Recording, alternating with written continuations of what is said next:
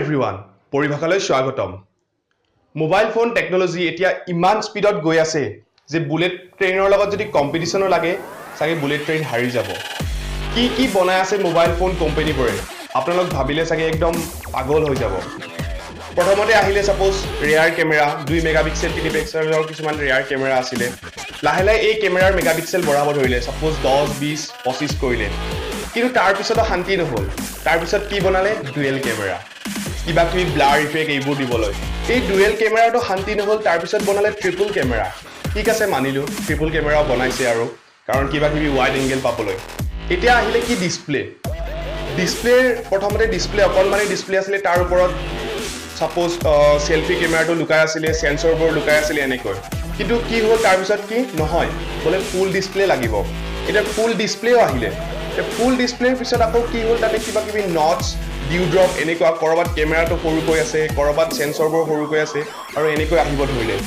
তেতিয়া শান্তি নহল আৰু এতিয়া লেটেষ্ট যেটো বনালে যেটো শুনিলে আপুনি হয়তো ভয় খাই যাব। নতুন যেটো টেকনলজি আহি আছে সেইটো হ'ল পাঞ্চ হোল ডিসপ্লে। হয় আপুনি ঠিকই ধৰিছে ডিসপ্লেখন পাঞ্চ কৰি ফুটা কৰা হৈছে আৰু এই ডিসপ্লেৰ ফুটাটোত থাকিব এটা সৰু কেমেৰা এটা ফ্ৰন্ট কেমেৰা। গোটেই মোবাইলটোত আপুনি ফুল ডিসপ্লে পাব। গোটেই মোবাইলটো পুৰা ডিসপ্লেৰে ভৰি আছে আৰু তাৰ মাজত সৰুকে অকনমানি চুকত হয়তো আপোনাৰ মোষ্ট প্ৰবেবলি লেফট সাইডত থাকিব এটা সৰু ফুটা আৰু তাতে এই কেমেৰাটো ভৰাই দিয়া থাকিব। আৰু এই ডিসপ্লেখন এনেকুৱা কমপ্লেক্স যে তাত 17টা লেয়াৰ আছে 17টা লেয়াৰৰ এখন ডিসপ্লে আৰু এই 17টা লেয়াৰৰ কেইটামান লেয়াৰহে ফুটা কৰা হৈছে আৰু তাতে সেই কেমেৰাটো বহাই দিয়া হৈছে। তেতিয়াহলে ভাবক কেনেকুৱা টেকনলজি আহি আছে। আৰু এই টেকনলজিৰ যুজত এতিয়া প্ৰথমত আছে স্যামসাং আৰু তাৰ পিছত অনৰ আহি আছে। যদিও টেকনলজিটো অনৰে উলিয়াইছিলে কিন্তু স্যামসাঙে ইয়াৰ যেটো মডেল হেতু অতি সোনকালে লঞ্চ কৰিব যেটো স্যামসাং গ্যালাক্সি A8s ত আপোনালোকে পাব।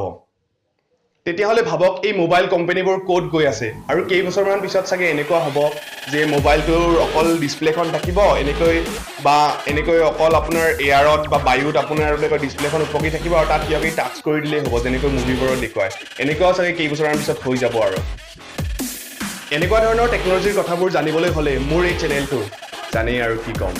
তেতিয়াহলে নাপাহৰিব সাবস্ক্ৰাইব কৰিবলৈ। ধন্যবাদ। জয়